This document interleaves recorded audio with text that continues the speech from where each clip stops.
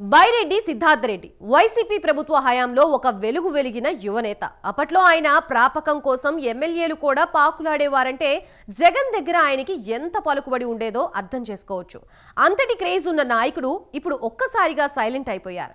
నందికొట్కూరు నియోజకవర్గంలో అన్నీ తానే వ్యవహరించిన సిద్ధార్థ రెడ్డి ఇప్పుడు ఎక్కడ ఉన్నారో ఎవరికీ అంతుపట్టడం లేదు. నియోజకవర్గంలో వైసీపీ క్యాడర్ జారిపోతున్నా ఆయన మాత్రం పట్టించుకోవడం లేదు. ఆ క్రమంలో నందికొట్కూరు వైసీపీ మనుగడ ప్రశ్నార్థకంగా మారిందంటున్నారు.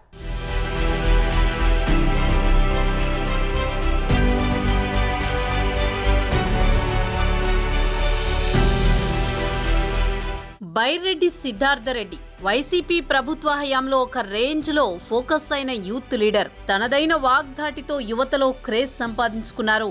సిద్ధార్థ రెడ్డి ఎక్కడికి వెళ్లినా ఆయన స్పీచ్ హైలైట్ గా నిలిచేది. సిద్ధార్థ రెడ్డి తన తమ్ముడి లాంటి వాడని జగన్ స్వయంగా ప్రకటించారంటే ఆయనకు వైసీపీలో ఎంత ప్రాధాన్యత ఉండేదో అర్థమవుతోంది. 2019 ఎన్నికల ముందు వైసీపీ కండువా కప్పుకున్న బైరెడ్డి సిద్ధార్థ రెడ్డి నందికొట్కూరు నియోజకవర్గ ఇన్ఛార్జిగా వ్యవహరించారు. ఆ రిజర్వ్డ్ నియోజకవర్గంలో వైసీపీ నుంచి మొదటిసారి పోటీ చేసిన ఆర్థర్ కు అండగా నిలిచి ఆయన విజయానికి కృషి చేశారు. ఆ నియోజకవర్గంలో సీనియర్లు బైరెడ్డి రాజశేఖర్ రెడ్డి, మండ్ర శివానందరెడ్డి, గౌరు కుటుంబాలను ఢీకొని ఆర్థర్ గెలుపులో కీరోల్ పోషించారు.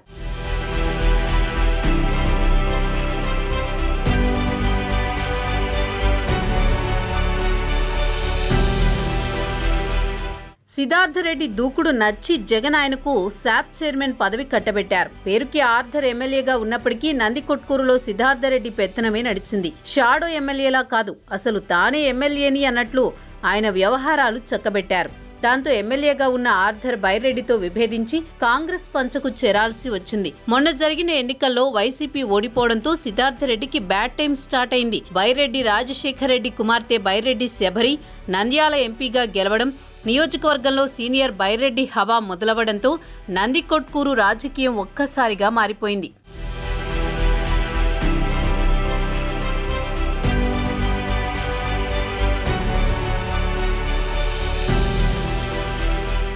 నియోజకవర్గ వైసీపీ నాయకులు ఒక్కొక్కరుగా టీడీపీ తీర్థం పుచ్చుకుంటున్నారు. ఎమ్మెల్యే అభ్యర్థిగా పోటీ చేసి ఓడిపోయిన దారా సుధీర్ నియోజకవర్గంలో అందుబాటులో ఉంటున్నా పార్టీ శ్రేణుల వలసలకు బ్రేక్ వేయలేకపోతున్నారు. గత 5 ఏళ్లు అన్నీ తానే వ్యవహరించిన బైరెడ్డి సిద్ధార్థ రెడ్డి అడ్రస్ లేకుండా పోవడంతో సెగ్మెంట్లో వైసీపీ ఉనికే ప్రశ్నార్థకంగా మారింది.